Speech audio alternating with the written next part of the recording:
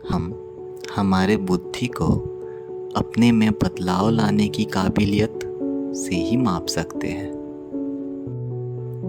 हमारी जिंदगी साइकिल में सवारी जैसी है।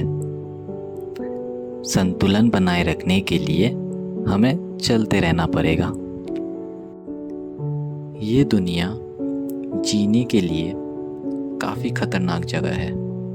इसलिए नहीं क्योंकि यहाँ के इंसान दुष्ट है, बल्कि इसलिए क्योंकि इंसान को ये पता होते हुए भी वो उसमें सुधार लाने की कोशिश नहीं करते।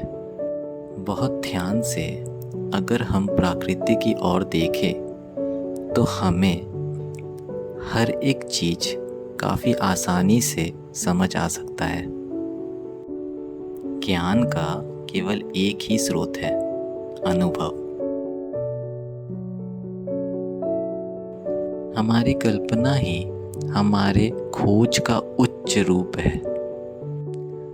कल्पना करने की शक्ति हमारे ज्ञान से अधिक महत्वपूर्ण है, क्योंकि ज्ञान तो सीमित है, मगर कल्पना करने की शक्ति पूरे विश्व को अपने में समा सकती है, हमारे प्रगति को प्रेरित कर सकती है और हमारे विकास को भी जन्म देती है। अगर हम सोचें तो हम यूँ कह सकते हैं कि कल्पना से ही ज्ञान की सृष्टि होती है। लॉजिक हमें पॉइंट ए से पॉइंट बी तक ले जा सकती है, मगर कल्पना हमें हर जगह ले जा सकती है। एक इंसान जो कभी गलती नहीं करता, वो नई चीज़ सीखने का प्रयास भी नहीं करता। अगर हम ध्यान से ढूंढे तो मुश्किलों के बीच में ही हमें सबसे बड़ा मौका मिलता है। शांति को बल से नहीं, केवल एक दूसरे को समझने से ही प्राप्त किया जा सकता है। बीते हुए कल से सीख लो, आज में जी लो, आने वाले कल से उम्मीद रख लो। सबसे महत्वपूर्ण चीज़ ये है कि अपनी जिज्ञासा को बंद ना होने दो। हमें हर एक चीज़ जितना सरल हो सके उतना बनाना चाहिए, लेकिन उससे अधिक नहीं।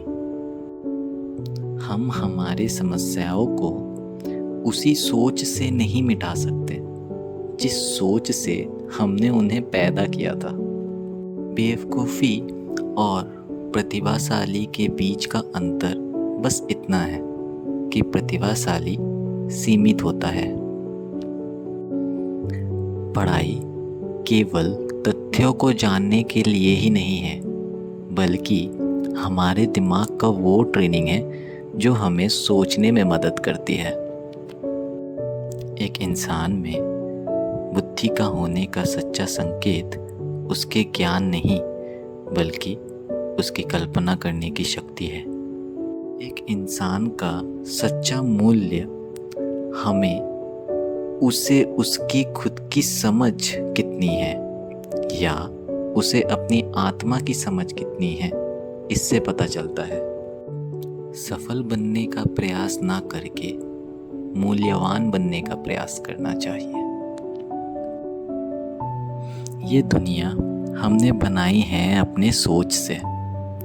अगर हमें इसे बदलना है तो हमें अपनी सोच को भी बदलना होगा।